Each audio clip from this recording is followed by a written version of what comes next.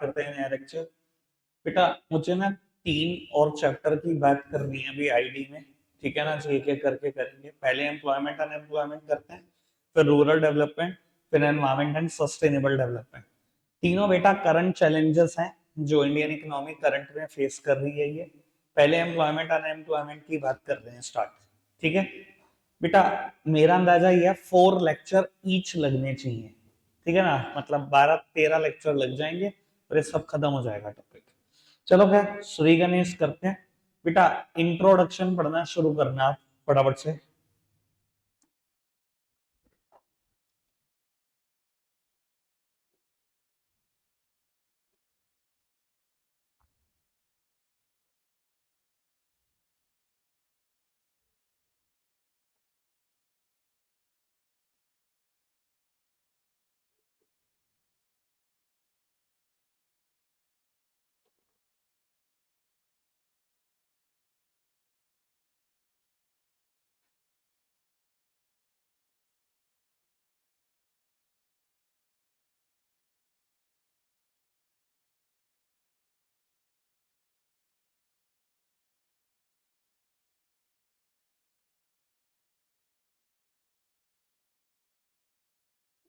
Next slide.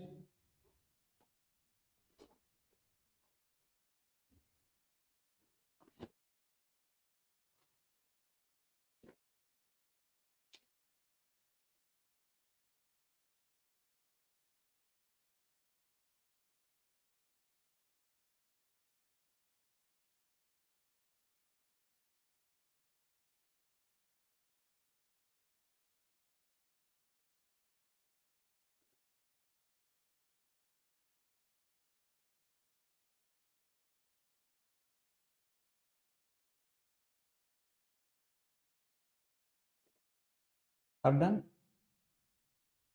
चलो अब बड़े काम का टॉपिक है, यहाँ से पढ़ना शुरू करना।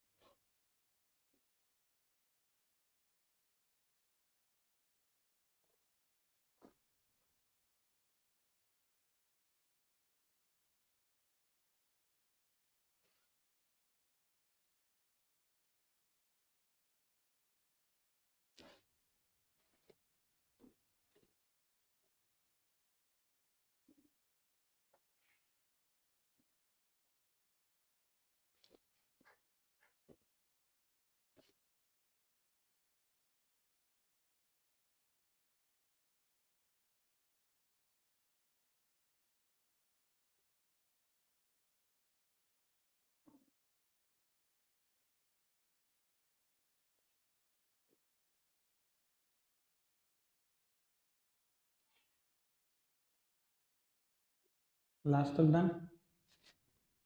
एक सेकंड, ये भी पूरा कर ही दो, एक ही बार शुरू होते हैं, ये भी पढ़ दो।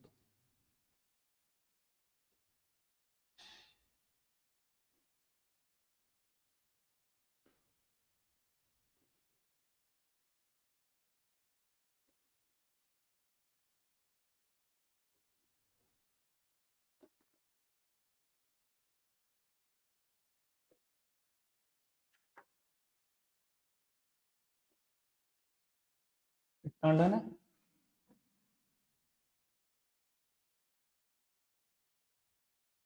आगे बढ़ जाए,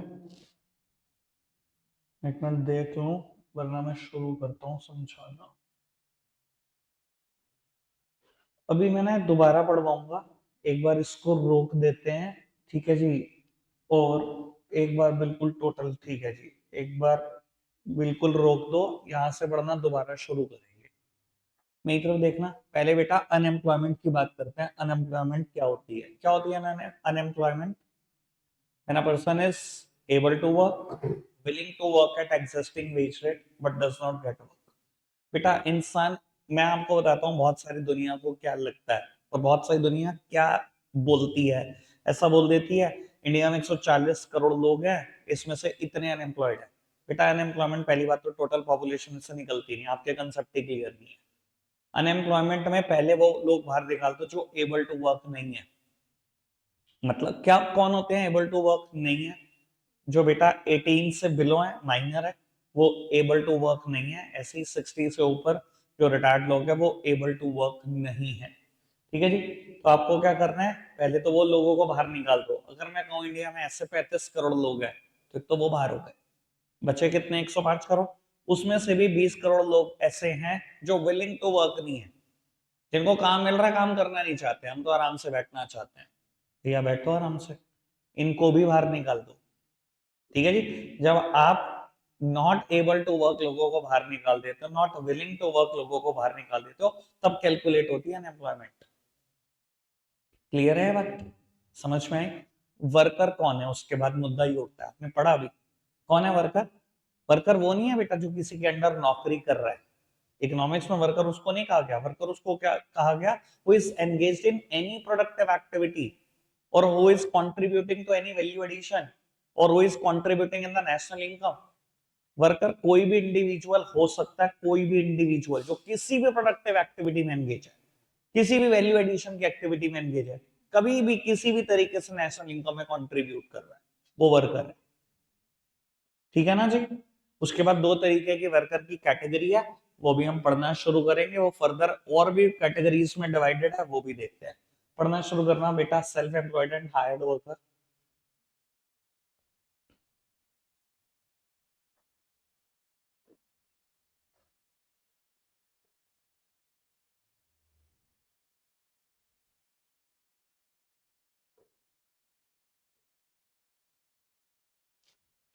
आगे बढ़ जाए।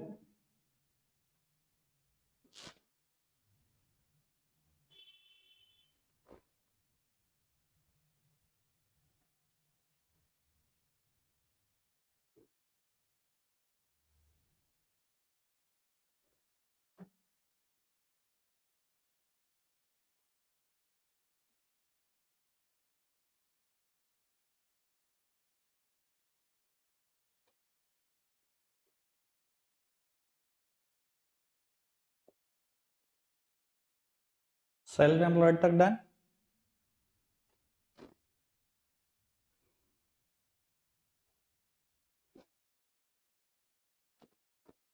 पेज डन हो गया पूरा, आगे बढ़ जाए। लो पुत्र, पढ़ना शुरू करो यहाँ से।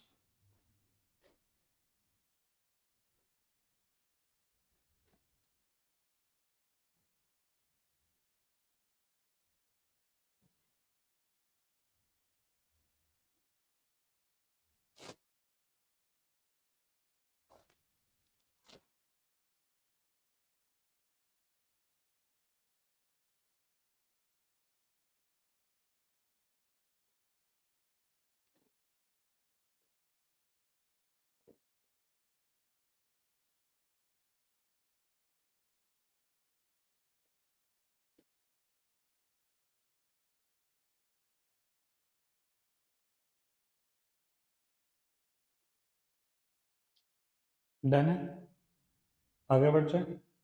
ये स्टार्ट अभी मैं लिखवा दूंगा, याद भी करा दूंगा। आप फिलहाल एक काम करते हैं, बस छोड़ो, तो स्टैट की ही एक्सप्लेनेशन है, बाकी छोड़ दो।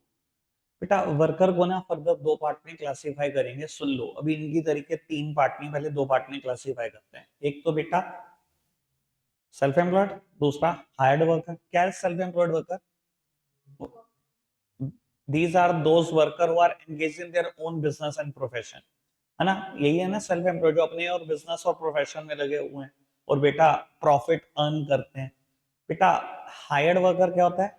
these are those worker who are engaged in their who are sorry these are those worker who work for others and in return earning salary or wages, इन्हें बोलते हैं हायर्ड वर्कर। हायर्ड वर्कर भी further दो तरीके के हैं, casually hired worker और regular salary. बेटा कैजुअली हायर्ड वर्कर क्या है? बेटा ये नहीं बोल देते हम डेली वेजेस, ये लोग जो दिहाड़ी पे काम करते हैं। ये डेली वेजर्स हैं, किसी भी ऑर्गेनाइजेशन के परमानेंट पेरोल पर नहीं है और इनको कोई सोशल सिक्योरिटी बेनिफिट नहीं मिलता, just like provident fund, pension और ग्रेचुटी। ठीक है ना। मैं तो भैया रोज हालात देखता हूँ, मेरा घर जहाँ पर है, भारत माता चौक पर भैया हजारों की तादाद में सुबह लेबर इकट्ठी होनी शुरू होती है। डेली वेजर्स हैं सारे। ठीक है जी, आज काम मिल गया, ठीक, नहीं मिला भैया घर जाएंगे। कितने कितने दिन बिना काम के घर चले जाते हैं। डेली वेजर्स हैं, किसी भी ऑर्गेनाइजेशन के परमानेंट पेरोल पे नहीं है, कोई सोशल सिक्योरिटी बेनिफिट नहीं है। जब रिटायरमेंट की एज हो जाएगी, खत्म। कहाँ से लाएंगे पैसा, किसी को कुछ नहीं पता। ये कैजुअली हार्ड वर्कर है। रेगुलर सैलरीड क्या होते हैं बेटा, किसी ना किसी ऑर्गेनाइजेशन के परमानेंट पेरोल पर है। ठीक है ना। और इनको रिटायरमेंट के टाइम पर कोई ना कोई सोशल सिक्योरिटी बेनिफिट मिलेगा, प्रोविडेंट फंड, पेंशन या ग्रेचुटी। समझ में आई बात? कोई दिक्कत तो नहीं? आगे बढ़ जाए बेटा। मुझे ना इसके अलावा 3 टर्म क्लियर करनी है, मुझे अभी एनसीईआरटी की जरूरत नहीं। उन 3 टर्म को क्लियर करने के लिए आप सब सामने देखना बेटा। तो वो सबसे पहली टर्म है लेबर सप्लाई। Labour supply.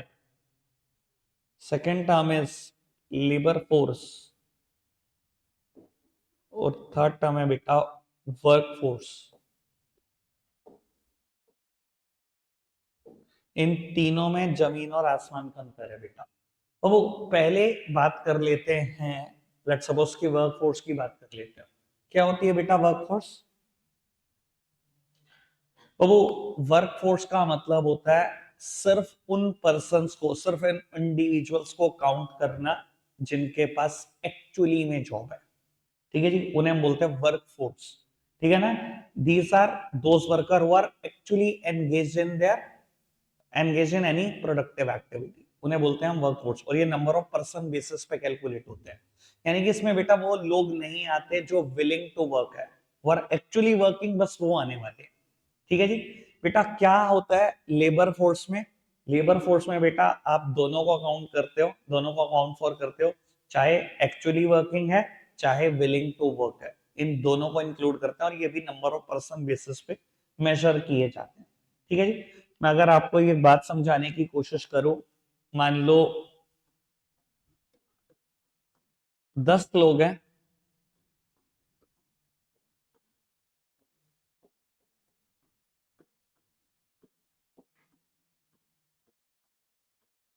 बेटा इकोनॉमी में 10 लोग हैं। ठीक है जी।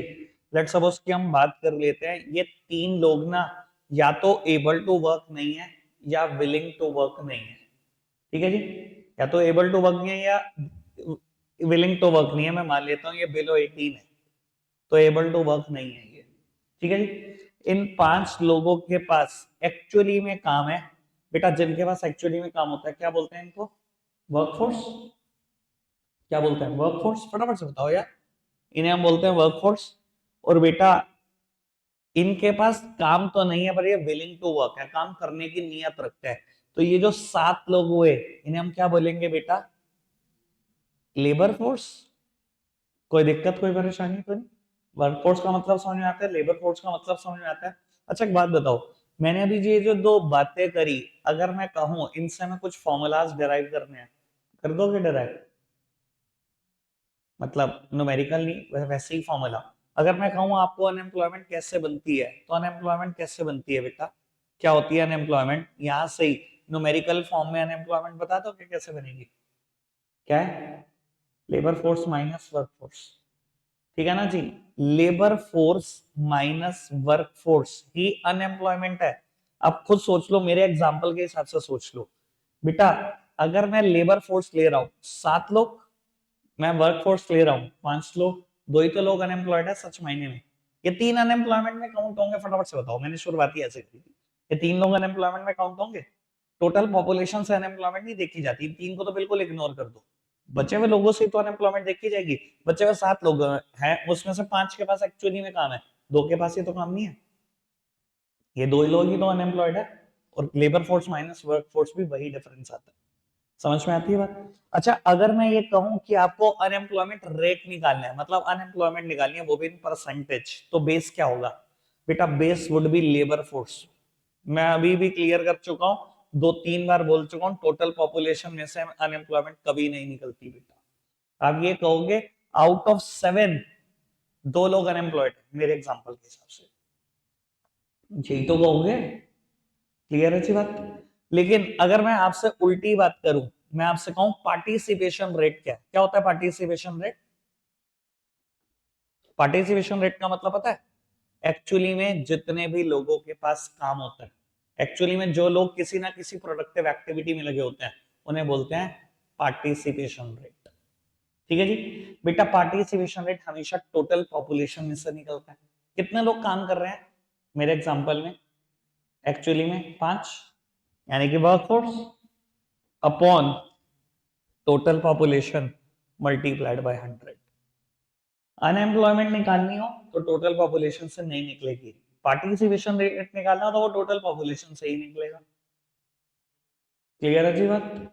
कोई दिक्कत कोई परेशानी तो नहीं इतनी बात में? अभी तक मैंने जितनी भी बात बोली बिल्कुल अच्छा समझ में आ गई। यानी कि अगर मैं कहूं मेरे यहाँ पर पार्टिसिपेशन रेट कितना है, तो 10 में से 5 लोगों के पास काम है, 50% पार्टिसिपेशन रेट है। ठीक है जी, कोई दिक्कत कोई परेशानी नहीं? बेटा लेबर सप्लाई क्या होती है? क्या होती है लेबर सप्लाई? लेबर सप्लाई होती है बेटा amount of labour that the worker is willing to offer. बेटा वर्कर कितने देर काम करना चाहते हैं उसे लेबर सप्लाई बोलते हैं, amount of labour that the worker is willing to offer. और ये कैलकुलेट होती है या तो मैन आवर्स में या मैन डेज में, या तो कैलकुलेट होती है बेटा मैन आवर्स में, या बेटा कैलकुलेट होती है मैन डेज में, मैन डेज में। और बेटा 1 man day is equals to 8 man hours. यानी कि अगर मैं एक बात बोलूं आपको कि जो 5 लोगों के पास एक्चुअली में काम है, इधर देखना प्लीज, जो 5 लोगों के पास एक्चुअली में काम है बेटा, ये ना 7 घंटे काम कर रहे हैं, 35 घंटे तो ये काम कर रहे हैं 5 लोग, और ये 2 लोग जो काम करने की नियत रख रहे हैं, ठीक है जी, ये काम करना चाहते हैं, लेट्स सपोज की बात कर देते हैं, कुछ भी फिगर ले लो, 9 घंटे। ठीक है जी, जिनको काम नहीं मिल रहा वो 9 घंटे भी काम करने को तैयार है, तो 18 घंटे ये काम करना चाहते हैं। टोटल मैन आवर्स कितने? 53। ठीक है जी, अगर आप इन्हें मैंडेज में कन्वर्ट करना चाहो कर सकते हो, लेकिन ये मैंडेज पॉइंट में आ रहे हैं। 53 को डिवाइडेड बाय 8 कर दोगे तो लगभग जो भी कैलकुलेट होकर आएगा बस वही आंसर होगा, जबकि ये पॉइंट में आ रहा है। ठीक है जी, कोई दिक्कत कोई परेशानी तो नहीं? समझ में आती है सारी बात? अब इन तीनों में एक बार फर्क पता है, लेबर सप्लाई क्या है, amount of labour that the worker is willing to offer कैसे कैलकुलेट होती है? मैन आवर्स या मैंडेज, मैंडेज में कैलकुलेट करोगे तो 8 मैन आवर्स के बराबर होता है, वो 8 से डिवाइड करना पड़ेगा आपको। लेबर सप्लाई क्या है? These account for those who are actually working and also account for those who are willing to work. It is calculated on number of person basis. These account for those who are actually working but does not account for those who are willing to work, and it also calculated on number of person basis. ठीक है जी। Unemployment क्या है? Labour force minus work force. Unemployment rate क्या है? Labour force minus work force upon labour force multiplied by 100। Participation rate क्या है? Workforce upon total population multiplied by 100। अगर मैं ये कहूं इसको देखकर कि पार्टिसिपेशन रेट को डिफाइन करो तो कैसे करोगे? पार्टिसिपेशन रेट को अगर मैं कहूं डिफाइन कर दो 1 मार्क के हिसाब से, क्या लिखोगे? Participation rate refers to the person या individual who are actually working out of the total population in an economy। मैंने आपके सामने डेफिनेशन बनाई, मैंने कुछ नहीं सोचा इस चीज के बारे में, क्योंकि मेरे को फॉर्मूला पता है ना, मैं तो सब कुछ लिख सकता हूँ बना सकता हूँ। पार्टिसिपेशन रेट वही तो रेट है जहां हम ये देखते हैं कि टोटल पॉपुलेशन में से एक्चुअली में कितने लोगों के पास काम है। क्या मैं क्लियर हूँ अभी तक इस बात को लेकर? बिल्कुल अच्छे से बात समझ में आती है? आगे बढ़ जाए, चलो बेटा आगे बढ़ाते हैं बात को। मैंने जहां आपको इंटरप्ट कर दिया था मैं वहीं से आपको पढ़ने को कह रहा हूं। बेटा ये वर्कर पॉपुलेशन रेशियो है 2017-18 की, ऐसा भी हो सकता है लेटेस्ट स्टैट आ जाए, बस मैं वही कहता हूँ बेटा बनाना आना चाहिए बंदे को कि लिखेगा क्या। ठीक है, ऐसा भी हो सकता है कि एक्चुअल आ जाए 2024-25 का आ जाए, कहीं नहीं दिया हुआ वो तो एनसीईआरटी, लेकिन कुछ भी कर सकती है। ठीक है जी, वो कहीं से बना कर देने आपको स्टार्ट। ठीक है बेटा, वर्कर पॉपुलेशन रेशियो है, वर्कर पॉपुलेशन रेशियो कुछ और नहीं पार्टिसिपेशन रेट है। पार्टिसिपेशन रेट में क्या होता है? वर्कर होते हैं, वर्कफोर्स होती है, डिवाइडेड बाय पॉपुलेशन होती है। ये पार्टिसिपेशन रेट ही दे रखा और कुछ नहीं दे रखा 2017-18 का। इसी का इस्तेमाल करना है मुझे, और बेटा बहुत सारा मैटर लिखना है। पहले एक काम कर लेते हैं, आपको ना मैंने लास्ट पेज तक पढ़वा दिया था, यहाँ तक पढ़वा दिया था। अब मैं एक बार आपको ये कहूंगा, ये जो 2-4 लाइन है ना, एक बार ये पढ़ के फटाफट से खत्म कर दो।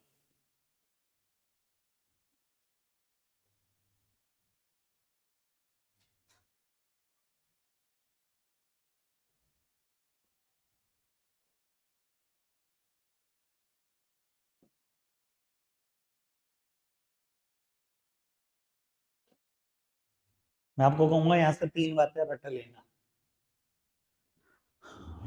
2017-18 के हिसाब से पहली बात जो रटनी है, कितनी वर्कफोर्स है इंडिया में? 471 मिलियन। करोड़ में बोले तो 47.1 करोड़।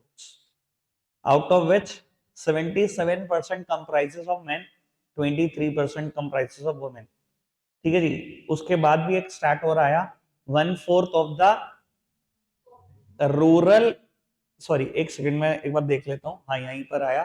ठीक है जी। वुमेन वर्कर कितनी है? 1/4 है रूरल वर्कफोर्स का। ठीक है जी। और वुमेन वर्कर अर्बन वर्कफोर्स के कंपैरिजन में देखें तो 1/4 पार्टिसिपेशन रेट में कंट्रीब्यूट कर रही है, मतलब एक्चुअली उनके पास काम है। ठीक है जी। अब बेटा ये एक पार्टिसिपेशन रेट है। ठीक है जी। इसके ऊपर हम थोड़ी सी बात करेंगे, इधर देखना चाहिए। पहले मेन की बात करते हैं। रूरल एरिया में मेन कम एंगेज्ड हैं जॉब्स में। जॉब्स का मतलब नौकरी नहीं है यहाँ पर खाली, ठीक है ना, किसी ना किसी प्रोडक्टिव एक्टिविटी में मेंस कम एंगेज है, जबकि अर्बन एरियाज में ज्यादा है। और टोटल देखा जाए तो 52% के आसपास है। यही हालात अगर वुमेन के देखा जाए तो रूरल एरिया में वुमेन ज्यादा एंगेज है किसी प्रोडक्टिव एक्टिविटी में, अर्बन एरिया में वुमेन कम है। और टोटल देखा जाए तो रूरल एरिया के काफी आसपास है। और बिल्कुल इकोनॉमी का टोटल देखना है तो रूरल एरिया में ज्यादा लोग एंगेज है अर्बन एरिया के कंपैरिजन में, और टोटल है 34.7%। देखो यहाँ से ना कम से कम 3 मैटर तो बन सकते हैं जो आपको लिखने चाहिए मेरे हिसाब से पेपर में। ठीक है जी। सबसे पहली बात जो आपको लिखनी चाहिए, हाई डिपेंडेंसी रेशो। भैया इंडिया में पार्टिसिपेशन रेट इतना कम है, इतना कम है पार्टिसिपेशन रेट। आप समझ रहे हो ना जो मैं पार्टिसिपेशन रेट बोल रहा हूँ, दिमाग कहाँ जा रहा है? टोटल पॉपुलेशन में से 35 लोगों के पास काम है, 100 लोगों में से 35 लोगों के पास काम है। पार्टिसिपेशन रेट मतलब मैं अभी एक बात भी बोलूंगा जो मेरे बड़े बुजुर्ग मुझे बोलते हैं, पार्टिसिपेशन रेट इतना कम है कि भैया पूरी पूरी फैमिली डिपेंडेंट है एक एक दो दो आदमी के ऊपर, है ना। पुराने टाइम में मेरे पापा एक बात बोला करते थे कि एक कमाया करता था तो सारा परिवार खाया करता था, इतनी कमाइयां होती थी लोगों की। आज सारे कमाते हैं तो भी घर नहीं चलता, ऐसा मेरे फादर बोलते हैं मेरे को। ठीक है ना जी। तो हालात वही है भैया, डिपेंडेंसी रेशो देख लो एक आदमी के ऊपर कितनी कितनी ज्यादा है। 2017-18 तक भी 100 में से 35 लोगों के पास ही काम है, यानी कि एवरेज में अगर एक परिवार में 3 आदमी है तो एक ही के पास ही काम है। सब डिपेंडेंट है एक एक के ऊपर। ठीक है ना जी। पहली बात लिखी जाएगी high dependency ratio. Start quote हो ही जाएंगे ये, लिखे हुए ही आएंगे पेपर में। वैसे ये वाले स्टार्ट रखने भी है, ये वाले तो बाय हार्ट प्लान करने हैं ये वाला स्टार्ट। ठीक है। दूसरी बात बेटा, participation rate of rural area is more as compared with the urban area but contributing very less in GDP। बेटा पार्टिसिपेशन रेट अगर ओवरऑल देखा जाए तो रूरल एरिया का काफी ज्यादा है अर्बन एरिया से। ठीक है ना जी। मैं अब आपको लग रहा होगा, आप तो परसेंटेज दिमाग में घूमने शुरू कर दियो कि जैसे मैंने बात बोली 34%, 35%, क्या ही फर्क है भैया। रूरल एरिया में ज्यादा पॉपुलेशन रिसाइड करती है, उसका 35%। अर्बन में कम रिसाइड करते हैं, उसका 34%। तो ये ज्यादा लोग एंगेज हैं प्रोडक्टिव एक्टिविटी में, पर ये जीडीपी में कुछ खास नहीं कंट्रीब्यूट कर पा रहे, क्योंकि इनकी प्राइमरी एक्टिविटी क्या है? वही एग्रीकल्चर है, वही एग्रीकल्चर रिलेटेड एक्टिविटीज है। इतना ज्यादा एग्रीकल्चर का शेयर टोटल जीडीपी में है ही नहीं। आपको पता है आज की तारीख में सर्विस सेक्टर का बहुत बड़ा शेयर है, और सर्विस सेक्टर में ज्यादा पीपल यही एंगेज है। भैया पार्टिसिपेशन रेट जरूर आपका ज्यादा है, पर आप जीडीपी में कुछ खास कंट्रीब्यूशन नहीं कर पा रहे हो। ठीक है ना जी। और उसकी वजह भी दो अलग अलग है बेटा। कहीं ना कहीं एक तो ज्वाइंट फैमिली का कल्चर बहुत है रूरल एरिया में, और ज्वाइंट फैमिली कल्चर में यही होता है जी। ठीक है जी। थोड़ी देर आप ड्यूटी दे तो थोड़ी देर मैं, थोड़ी देर वो, 4-4 5-5 घंटे काम करते हैं बस खाली। दूसरी वजह, आपको पता ही है डिसगाइज्ड अनएम्प्लॉयमेंट कितनी ज्यादा एग्रीकल्चर, है ना।